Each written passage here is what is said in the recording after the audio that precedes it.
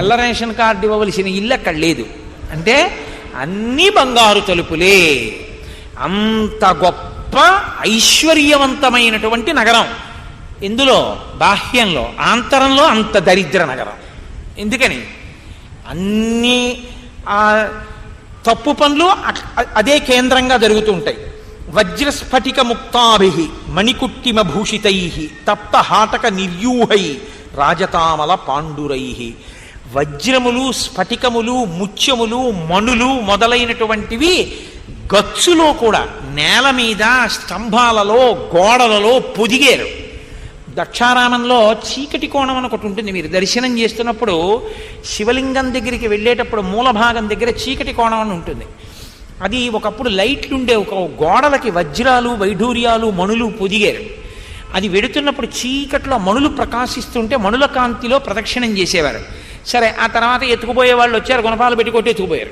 ఎత్తుకుపోతే అది నిజంగా చీకటి కోణంగానే మిగిలింది ఇప్పుడు.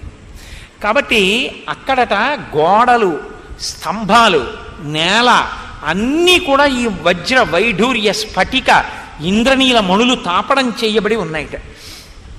ఇది ఎంత గమ్మత్తుగానో ఉంది ఆ శిల్పకళా వైభవం.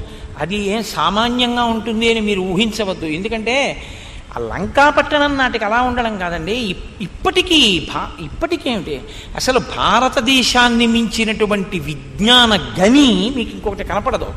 లేపాక్షి దేవాలయం యొక్క పై కప్పంతా కూడా హ్యాంగింగ్ పిల్లర్ మీద నిలబడింది.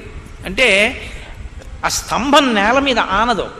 మీరు కాగితాన్ని స్తంభం కింద నుంచి తీస్తే ఆ స్తంభం కింద నుంచి కాగితం వెళ్ళిపోతుంది ఇటు నుంచి అటు. కాబట్టి అది వేలాడుతుంటుంది. ఆ స్తంభం వేలాడుతున్న ఒక్క స్తంభం మీద మొత్తం కప్పంతా నిలబడింది, దేవాలయం కప్పు. దాన్ని ఒప్పుకోలేదు బ్రిటిషర్స్. బ్రిటిష్ వాళ్ళు ఈ దేశంలో పరిపాలిస్తున్నప్పుడు ఇది అబద్ధం, అలా స్తంభం మీద పైకప్పు నిలబడదు, భూమి మీద స్తంభం లేనప్పుడు ఆ స్తంభం మీద పైకప్పు ఉండదు, civil engineering will not agree with this అన్నారు. అని ఆ స్తంభాన్ని కొడతామన్నారు. కొడతామంటే స్థానికులు భక్తి వాళ్ళు అంగీకరించలేదు. కొద్దిగా కదిపి చూస్తాం పోనీ అని చెప్పి, ఇప్పటికి రికార్డ్స్ ఉన్నాయండి లేపాక్షిలో, ఆయన పేరుతో సహా ఉంది, ఆ కదిపిన ఆయన పేరుతో సహా.